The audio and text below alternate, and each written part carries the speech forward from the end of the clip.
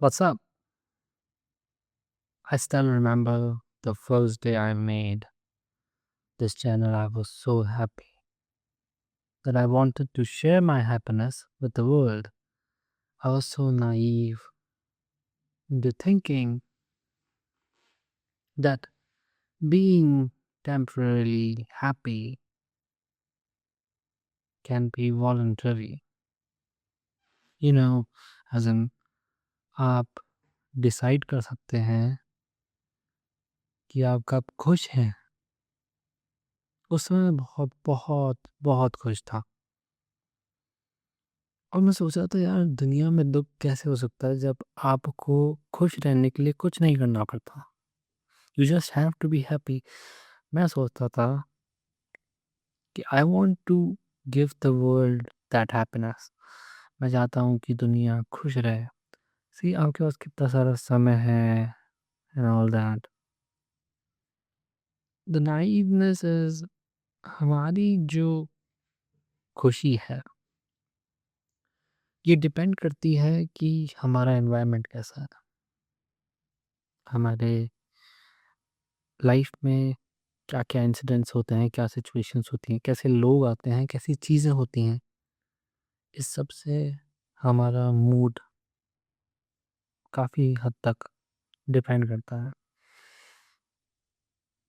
मैं उस समय बहुत खुश था क्योंकि मैं अकेला था, मुझसे कोई बात नहीं कर रहा था, मेरा कोई एज़ सच दोस्त मुझसे इंटरेक्शन नहीं कर रहा था, freshly out of you know love and all that. खुद से झूठ बोलता कि अरे ठीक है यार, you don't need all this to be happy. नाच रहा था, ड्राइंग कर रहा था, लिख रहा था, सपने देख रहा था। नया साल था ना, नया साल, नई ज़िंदगी, कितना कुछ है करने को, क्यों नहीं करते हैं? आई वाज़ नाइव, नादान था मैं। मुझे लगा कि खुशी पे हमारा बस है, पर खुशी पे हमारा बस नहीं है, या शायद मैं अभी गलत हूँ, पहले सही था। क्योंकि जब हम कोशिश करते हैं सच में खुश होने में,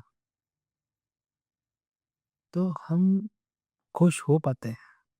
मैंने खुद ने कोशिश करी है और मैं हो भी पाया हूँ खुश काफ़ी हद तक, काफ़ी सिचुएशंस में। बस गाने चला के नाचना शुरू कर दिया and I was like how can anyone be sad? और तब मुझे रियलाइज़ हुआ कि you are not sad, you are not depressed, you just are not doing anything. जब आप ऑक्यूपाइड होते हो ना, तो आपके पास दुखी होने का समय नहीं रहता। जब कंटिन्यूअसली आप कुछ कर रहे हो, जब आप कंटिन्यूअसली किसी चीज़ में इन्वॉल्व्ड हो, आपको कुछ करना नहीं पड़ता है, मतलब सोचना नहीं पड़ता है। आप सोचने का समय नहीं दे रहे हो खुद को, तो एक समय के बाद आप भूल जाते हैं कि मैं आपकी बात नहीं कर रहा हूँ। मेरी मेमोरी थोड़ी अच्छी है, मैं हर सिचुएशन के टाइम पे उस चीज़ के बारे में सोच सकता हूँ, जिसके बारे में दुखी हूँ। क्योंकि मेरा दिमाग मल्टीटास्किंग करने के कैपेबल है। मतलब ऐसा नहीं है कि सारे लोगों के पास नहीं होता ऐसा। बहुत ही स्पेसिफिक सिनेरियो बता रहा हूँ मैं ये चीज़, कि इस मामले में जैसे कि कोई टास्क है जो मुझे करना है, बहुत ही ब्रेन एक्टिविटी इंटेंसिव टास्क है, लेट्स से मैथमेटिक्स हो गई, कोडिंग हो गया, साइंस, रिसर्च, ऑल दैट। इसके दौरान भी मैं मन के अंदर like back of my mind मैं ये सोच सकता हूँ कि मेरे संग क्या हुआ, मुझे क्यों हर्ट फील हो रहा है, मैं क्यों दुखी हूँ। ये सारी चीज़ें मैं पर्सनली सोच सकता हूँ इवन ड्यूरिंग प्रोडक्टिव टास्क। तो जब मैं कोशिश करता हूँ खुद को ऑक्यूपाइड रखने की, जो मैं करता भी हूँ। Despite that I fail eight being happy और एट लीस्ट नॉट सैड। फिर भी मैं कंटिन्यूअसली खुद को ऑक्यूपाइड रखता हूँ। कुछ ना कुछ करते रहो, ड्राइंग करो, वीडियोस देखो, सीरीज देखो, इंस्टाग्राम चलाओ, ड्राइंग ड्राइंग बोल दिया मैंने, सॉरी, जिमिंग करो, नाचो गाओ। This is all it takes to be happy, genuinely happy, किसी और की इंटरवेंशन के बिना। अगर आपके पास कोई है जिसके संग आप ये खुशी बांट सकते हो तो और अच्छा है, क्योंकि खुशी एक ऐसी चीज़ है जो बांटने से बढ़ती है, अनलेस वो कोई ऐसा इंसान ना हो जिसे आप पसंद नहीं करते। अगर उस इंसान के संग अपनी खुशी बांट रहे हो ना, आपको बुरा लगेगा। The people you genuinely want to be with are the ones you can share your happiness with and remain happy. मतलब इतना सा है कि अगर आपको किसी के साथ अपनी खुशी बांटते वक्त बुरा लगता है तो आपको वो इंसान पसंद नहीं है, उस इंसान से दूर रहें।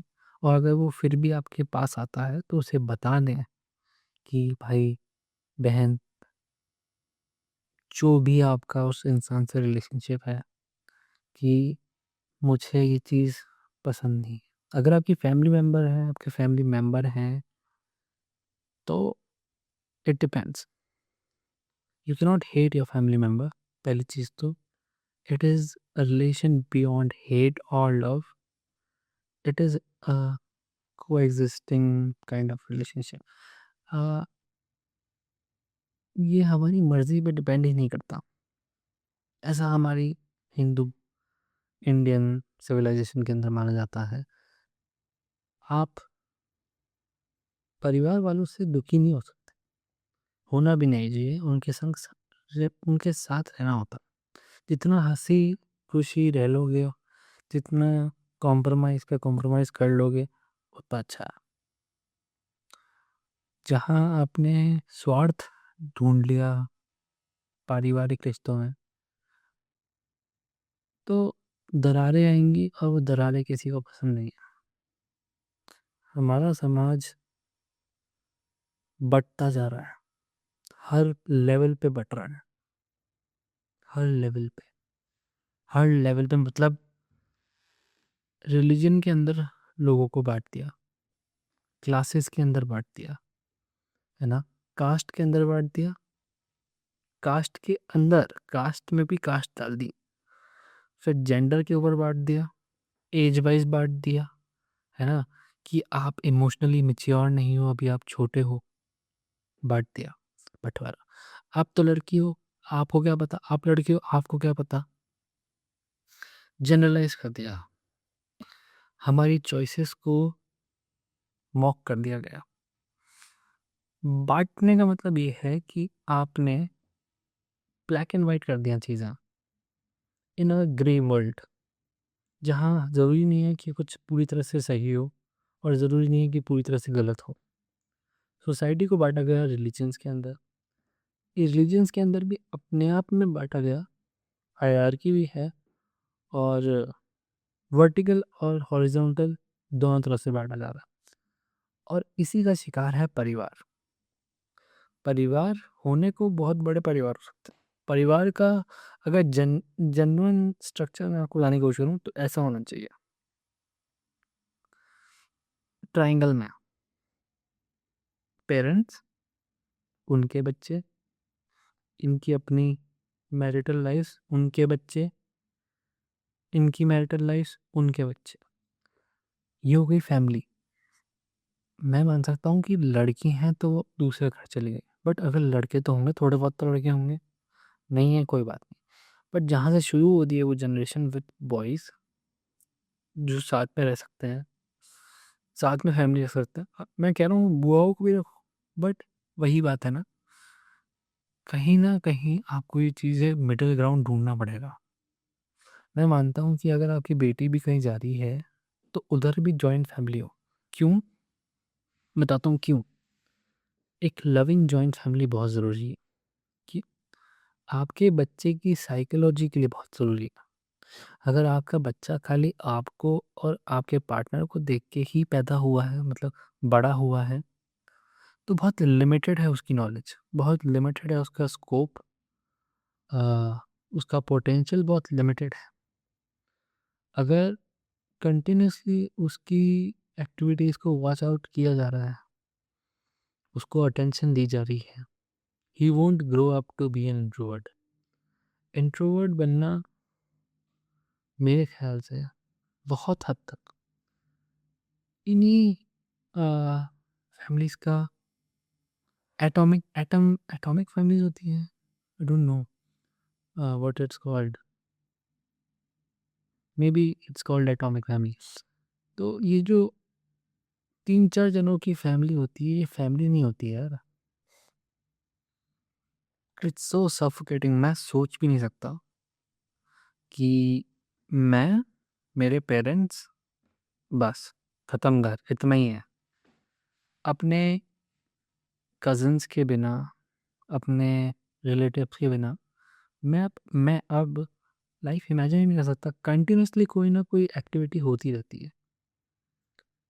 मेरे पेरेंट्स और मुझ में कितनी बातें हो जाएंगी बीच में। मुझे तो यही लगता है कि जितने ज़्यादा लोग उतनी अच्छी चीज़। इसलिए तो हम रिलेशंस बनाते हैं, दोस्त बनाते हैं, ताकि वो भी घर आए। उनको बुलाते हैं ना कि आप घर आओ, या हम घर आते हैं, मिलते हैं लोगों से। यार इनसे मिले नहीं, उनसे मिले नहीं। ये रिश्ते क्यों ज़रूरी होता है? पारिवारिक रिश्ते इसलिए थे ताकि हमें इसके बिना भी एक सपोर्ट मिलता रहे। ये जो हम बाहरी रिश्ते बनाते हैं, इसके बिना भी हमारे पास एक घर हो जो कलेक्टिव एफर्ट से चलता है। देखो, कैपिटलिज्म ब्रीड ऑन आपके यू नो इंडिविजुअलिटी पे ब्रीड करता है। ये आपका जो बंटवारा है ना, इस पे कैपिटलिज्म ब्रीड करता है। बताता हूँ क्यों। अगर दो भाई हैं, वो अलग अलग जगह रहेंगे, तो गैस किसका फायदा है? दो अलग अलग जगह रहेंगे, दो अलग अलग खर्चे। वहीं एक इंसान, दो जने एक ही घर में रहे, उसमें अलग अलग माले बना लो, उसमें ज़्यादा फायदा है या फिर अलग अलग घर में? क्लियरली हम ये चीज़ बता सकते हैं। Sorry about the disturbance. तो क्लियरली हम बता सकते हैं कि किसमें ज़्यादा फायदा है। तो ये जो डिविजन्स हैं सोसाइटी के, इससे हमें बचना है। आपको कई बार ये लगेगा कि यार मुझे नहीं रहना इसके संग, मैं अलग जगह रहूँगा, ये इतना टोकते हैं, ये करते हैं, वो करते हैं। जब आप में एक इमोशनल मैच्योरिटी आ जाएगी, तो आप भागोगे नहीं इन सब चीज़ों से, बल्कि समझोगे कि क्यों होता है ये सब। मिसअंडरस्टैंडिंग हर जगह होती है। देखो, कोई भी बुरा नहीं होता, बस हम अपने स्वार्थ के चक्कर में ये सोचते हैं कि ये तो अपने बारे में सोच रहा है, बल्कि हम भी अपने बारे में ही सोच रहे होते हैं। पर हमें बुरा लगता है कि ये हमारे बारे में क्यों नहीं सोच रहा, उसे बुरा लगता है कि हम उसके बारे में क्यों नहीं सोच रहे। तो जब सभी अपने बारे में सोच रहे हैं, तो स्वार्थी कौन है? कोई नहीं। और दयालु कौन? कोई नहीं। हम सब आए हैं इस दुनिया में अपनी जिम्मेदारी लेके। हमारी जिम्मेदारी खुद को प्रिजर्व करने की है। तो हम किसी को भी जज नहीं कर सकते, किसी को भी जज नहीं कर सकते कि इसने मेरे संग ऐसा क्यों किया। मैंने इसको तो ऐसा ऐसे ऐसे रखा था, मैंने इसको नाइसली ट्रीट किया, पर इसने मुझे बुरा क्यों ट्रीट किया। तो यही रियलिटी आ जाती है। वो जो मैच्योरिटी की बातें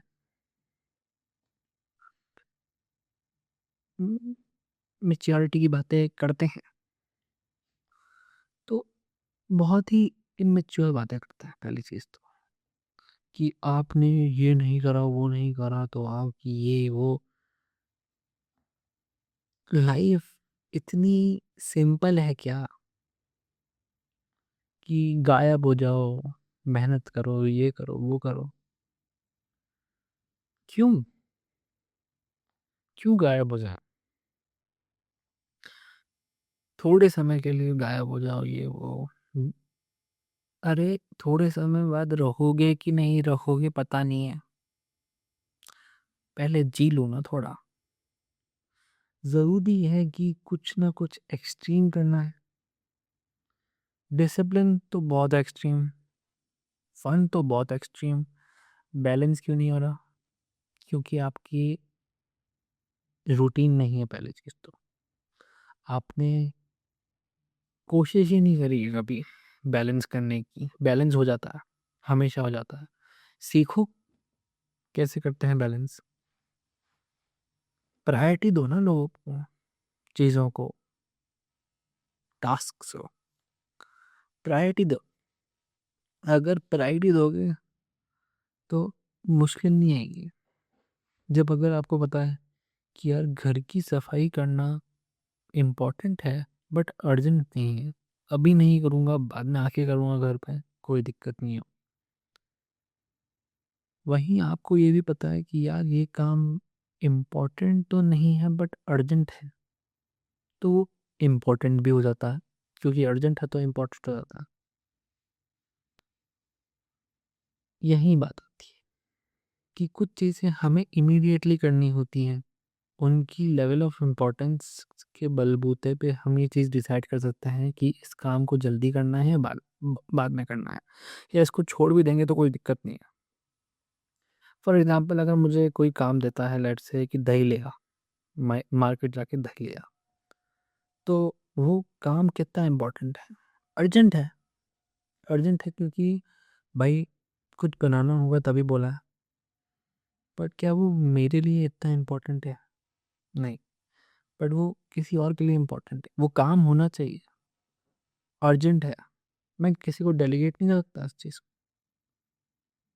मैंने किसी और को दे दिया क्योंकि इतना बिजी नहीं होगा उस टाइम जब मेरे पास और टास्क हैं। कोई और टास्क नहीं है तो ये टास्क करूँगा मैं। लेट्स से मुझे एक पीपीटी बनानी है और एक प्रोजेक्ट पे काम करना है। अब मुझे इस समय कोई बोले कि दही लिया, तो it doesn't make sense to go and bring dahi. मैं कहूँगा यार मैं भूखा रह लूँगा, मुझे मत देना जो भी है, बट मैं नहीं लेके आ सकता, मुझे अभी बहुत काम है। इम्पोर्टेंस की बात है। तो लाइफ के अंदर पहले आपको पता होना चाहिए कि आपके लिए ज़रूरी क्या है। आपको यही नहीं पता ये आपके लिए ज़रूरी क्या है, फिर आप दूसरों को कोसते हो कि इसने ऐसा कर दिया, ऐसा कर दिया। अरे आपकी प्रायोरिटी सेट नहीं थी दोस्त। आपने उस समय पे रिलेशंस पकड़ी जब आपको रिलेशंस की नीड नहीं थी। मीनिंग कि वो पूरी तरह से सुपरफिशियल थी और आपके स्वार्थ की वजह से आपको चाहिए उस रिलेशनशिप का कंटिन्यूएशन। चाहे वो दोस्तों से हो, फैमिली से हो या आपके किसी पार्टनर से हो। ये एक्सपेक्ट करना कि ये मेरा साथ नहीं दे पाया, ये मेरी साथ नहीं दे पाई, इट्स बुलशिट। लाइफ में क्या होगा किसी को नहीं पता। सिचुएशंस को समझो, सामने वाले की गलती को माफ़ करो।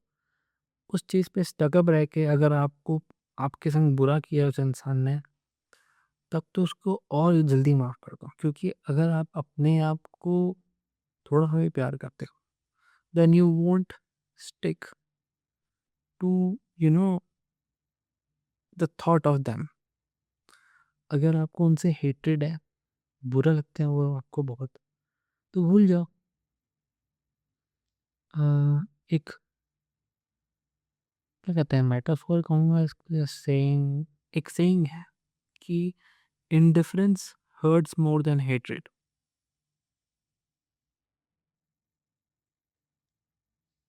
इग्नोर इग्नोर करना किसी को, या फिर ऐसा एक्ट करना कि कुछ नहीं हुआ, कुछ बुरा नहीं किया तुमने मेरे संग, और सब सही है, मैं पूरी तरह से सही, मुझे बिल्कुल बुरा नहीं लगा, तुम इम्पोर्टेंट ही नहीं थे। ये चीज़ हेट करने से कि बेकार है यार, तो बहुत ही खराब इंसान है तू, तूने मेरे संग ऐसा किया, मैं तेरे को इतना अच्छा ट्रीट किया, तूने मुझे ऐसे ट्रीट किया। अब उसको आपको हेट करने का रीज़न मिल जाएगा, बट पहले केस में क्या होगा कि वो हेट तो कर सकता है, बट उसे कहीं ना कहीं अंदर ये पता रहेगा कि उसने बुरा किया। हम क्यों चाहेंगे कि भाई सामने वाले को खुशी हो, और खुशी हो उसमें भी आपको हेट्रेट करने का तो मतलब नहीं है ना। तो एक चीज़ जो हम कर सकते हैं इस डू नथिंग, भूल जाओ ना, माफ़ कर दो, सब बढ़िया है, लाइफ में आगे बढ़ना सीखो, स्टक अप नहीं रहना। फेलियर आए लाइफ में, डोंट गिव अप, उस चीज़ को भूल जाओ, उससे सीख लो भगवान के लिए, भगवान से बोलो थैंक यू कि आपने ये फेलियर मुझे अभी दे दिया, इसको और बड़ा बनाकर नहीं दिया। हो सकता है कि थोड़ा और थोड़ा और थोड़ा और करते करते समय मिल जाए, मैं बड़ा नुकसान हो जाए, समझ रहे हो भाई। आपने आपके दुकान में आग लगी, एक पूरा कैबिनेट जल गया, आप भगवान से कंप्लेन कर रहे हो कि भगवान आपने मेरा कैबिनेट जला दिया, बट आप ये भी बोल सकते हो कि भगवान आपने पूरी दुकान मचा ली मेरी, बस एक कैबिनेट ही जला। पूरी दुकान जल सकती थी बट कैबिनेट जला। आपकी लाइफ के बहुत बड़े हिस्से से एक छोटा हिस्सा थोड़ा करप्ट हो गया, बट हो सकता है आपकी पूरी लाइफ बच गई उसके लिए। हो सकता है कि आपकी जो चॉइसेस थी वो आप बाद में रिग्रेट करते हैं, पर उस रिग्रेट से आपको भगवान ने बचा लिया। अब आप नई चीज़ की शुरुआत कर सकते हो ऑन योर टर्म्स। तो क्योंकि परफेक्ट जो चीज़ थी वो पहली चीज़ तो जाती नहीं, जो जा चुकी है वो परफेक्ट थी नहीं, तो परफेक्ट बनाने का या बेटर बनाने का आपके पास एक और अपॉर्चुनिटी है। पूरी कंपनी डूब गई, बट आपको सीख मिल गई कि यार क्या नहीं करना चाहिए, आपको सीख मिल गई। अब आपको पता है, एक एग्जांपल देता हूँ रिलेशनशिप का ही, कितनी ही हेल्दी रिलेशनशिप हो, कुछ ना कुछ चीज़ों के बारे में पार्टनर के आपको ऐसा लगता ही है कि यार ये तो ऐसा है, ये तो वैसा है, पर ठीक है प्यार करता हूँ, इससे भूल जाऊंगा ये सब चीज़ें, I get use to these this that. तो जैसे कि मैं अपनी एग्जांपल की बात करूँ, तो I have been told by many women कि मुझे थोड़ा सोचना चाहिए बोलने से पहले, क्योंकि लड़कियां बहुत जल्दी बुरा मान जाती हैं, at least the ones that I met, बहुत जल्दी बुरा मान जाती है, और मुझे पता नहीं चलता कि किस चीज़ के बारे में बुरा मानती हैं, तो मैं बॉदर भी नहीं करता था। तो एक सीख ले ली कि बुरा मानने वाले जो होंगे ना, उनसे दूर रहो। जो बहुत ज़्यादा बुरा मान जाए, मतलब नहीं है ना कोई।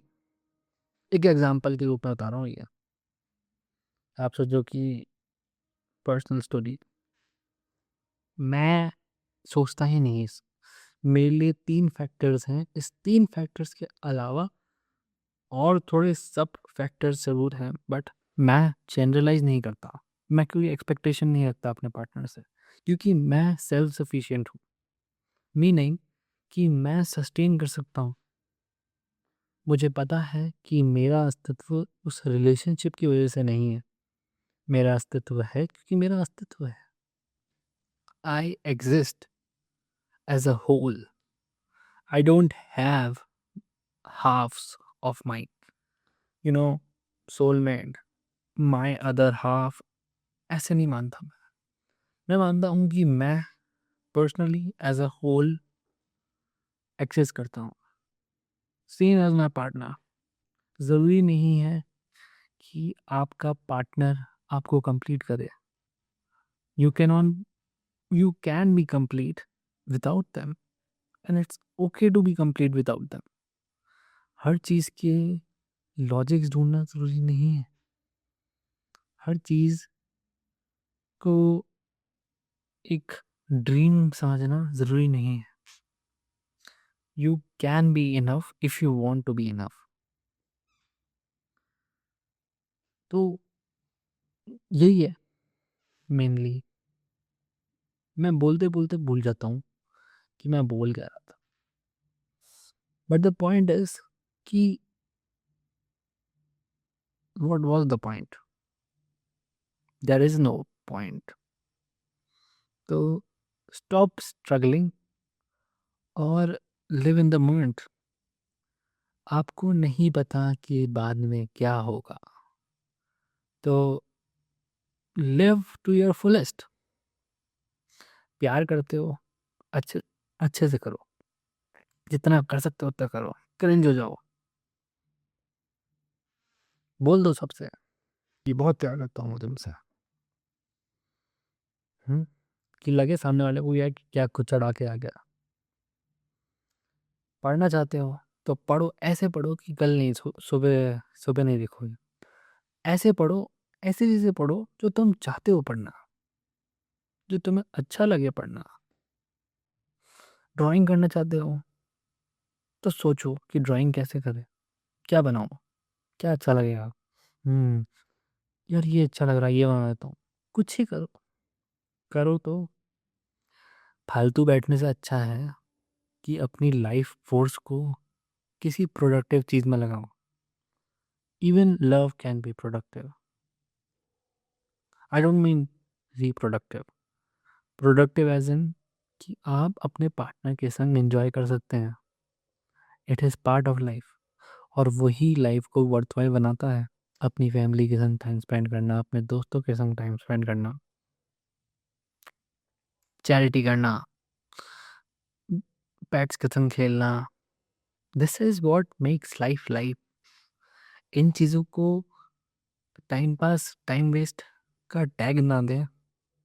लर्न टू लिव, और अपने टाइम स्लॉट्स बनाएं जिसमें आप काम करें, और फिर आपको गिल्ट ना रहे कि यार मैंने काम नहीं करा। अपने रूटीन को सही करें। अगर आप बहुत लेट उठते हैं या बहुत जल्दी उठते हैं, बैलेंस आउट करें ताकि आप सोशल लाइफ में भी मिस आउट ना करें, और प्रोडक्टिव लाइफ में भी मिस आउट ना करें। तब तक के लिए, जब तक मैं थोड़ा मैसअप हो गया वापस, आ, मिलता हूँ फिर से अगली वीडियो में। तब तक के लिए खुश रहिए, हंसते रहिए, मुस्कुराते रहिए, और be productive, live to your fullest. और बहुत चीज़ें, बट वो तुम खुद फिगर आउट करो। मैंने इतनी लंबी वीडियो बनाई है, मुझे पता है कोई नहीं मैं ही देखूंगा घूम फिर के थोड़े समय बाद। कल को अगर फेमस हो जाता हूँ तो मैं भी देखूंगा। So stay happy. चीज़ें होती हैं बुरी, बट इसका मतलब ये नहीं है कि हम जीना छोड़ दें। मिलते हैं कारण जीने के। Learn to live.